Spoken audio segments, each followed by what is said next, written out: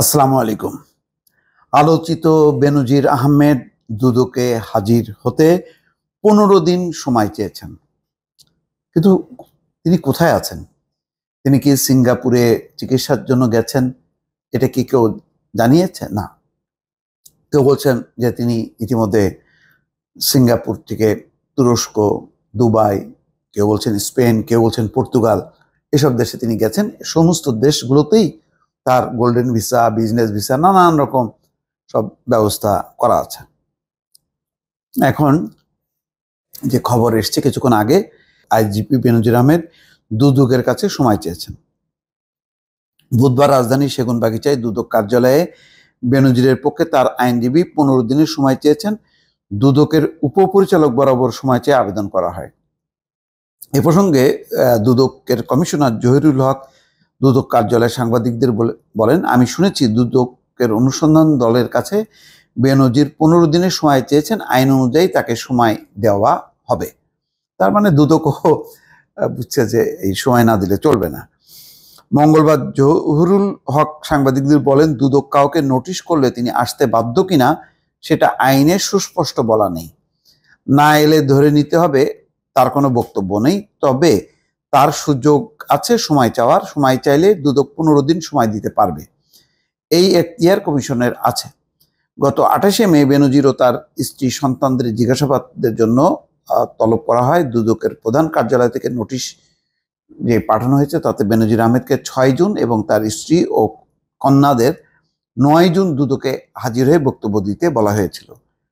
বেনজির আহমেদ ও তার স্ত্রী সন্তানদের নামে গোপালগঞ্জ, মাদারীপুর, ঢাকা সহ কয়েকটি জেলায় 621 বিঘা জমি, ঢাকার গুলশানে 4টি ফ্ল্যাট, 33টি ব্যাংক হিসাব, 19টি প্রতিষ্ঠানের শেয়ার ও 3টি বিও হিসাব এবং 30 লাখ টাকা সঞ্চয়পত্রের সন্ধান পেয়েছে দুদক। দুদকের আবেদনের পরিপ্রেক্ষিতে এসব সম্পদ জব্দ করার আদেশ দিয়েছে আদালত। আদালতের ওই আদেশ আসার আগেই গত 4 মে বেনজির আহমেদ দেশ ছেড়েছেন বলে আইন শৃঙ্খলা রক্ষাকারী বাহিনীর সূত্র বলছে। আর এই ব্যাপারে পররাষ্ট্রমন্ত্রী বলেছেন যে দেশ থেকে কোনো নিষেধাজ্ঞা ছিল না। আর স্বরাষ্ট্রমন্ত্রী বলেছেন যে তিনি দেশে আছেন নাকি গেছেন সেটা তার জানা নেই।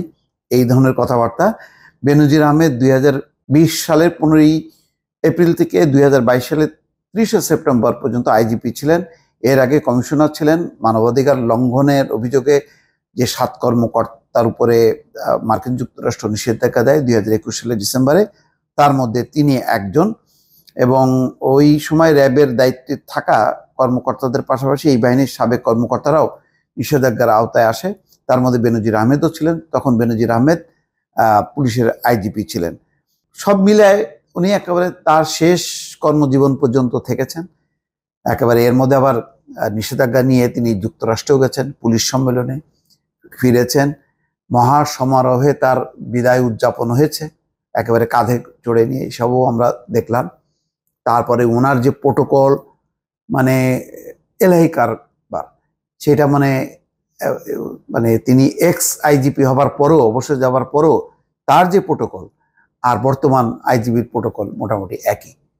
এই হচ্ছে অবস্থা। এই অবস্থার মধ্যে হঠাৎ করে তাকে নিয়ে যে রিপোর্ট, এখন তো মামলা, এবং এখন নানা জায়গার থেকে বেরোচ্ছে, পাহাড়, জঙ্গল, সমুদ্র, সমস্ত জায়গা থেকে শুধু সম্পদ বেরোচ্ছে আর বেরোচ্ছে। এটার আর শেষ হচ্ছে না। দর্শক, ভালো থাকবেন। আল্লাহ হাফেজ।